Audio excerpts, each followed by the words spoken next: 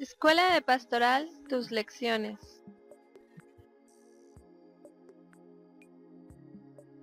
Lección número 25.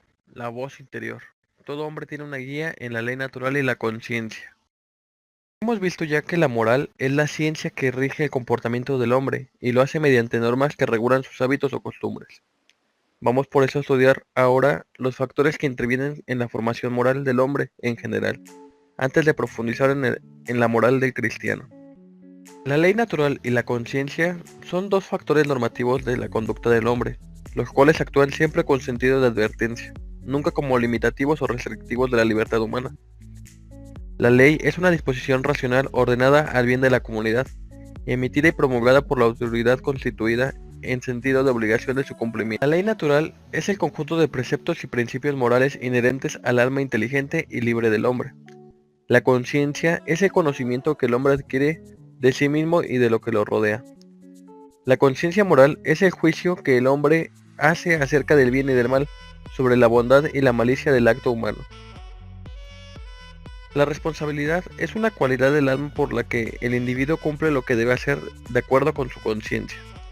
La obligación es la necesidad moral en que coloca la ley a una persona de hacer o no hacer algo.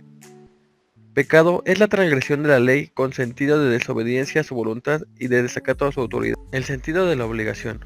La obligación que nace de la responsabilidad por el cumplimiento de la ley es doble, pues lo mismo exige al que la impone como al que debe cumplirla. El sentido de la sanción.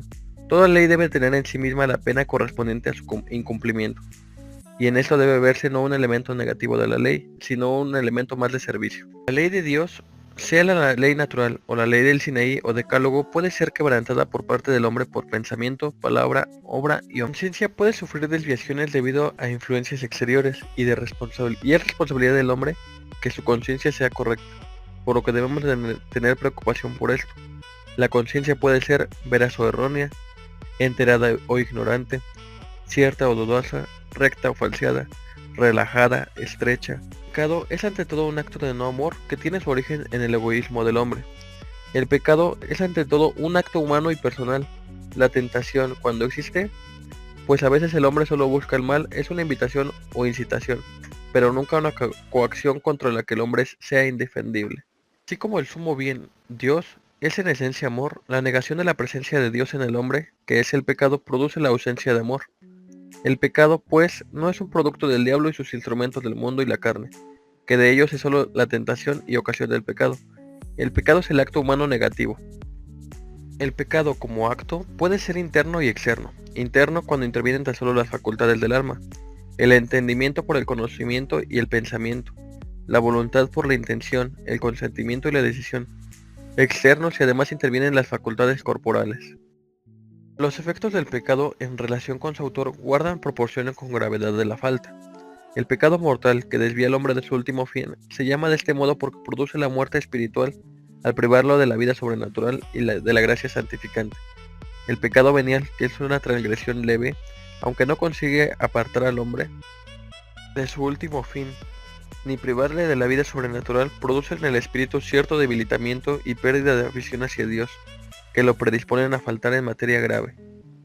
Los pecados mortales gravísimos por su sola naturaleza son los siguientes: desesperar para obtener la salvación, presunción por obtener la salvación sin el esfuerzo de merecerla, ataque a una verdad de fe reconocida, envidia del bien espiritual del otro, obstinación de permanecer en el pecado. Los pecados antes mencionados se dicen contra el Espíritu Santo, porque el mismo pecador impide sobre él, con su actitud y malicia, la acción de la gracia.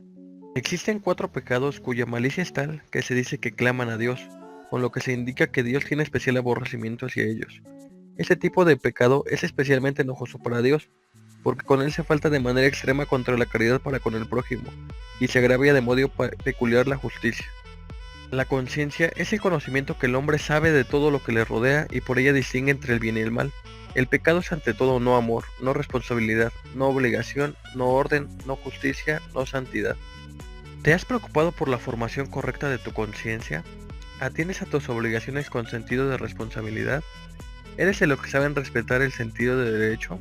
Puesto que todo emana de la autoridad de Dios, toda justicia de la divina justicia, y todo orden del orden esencial del Creador.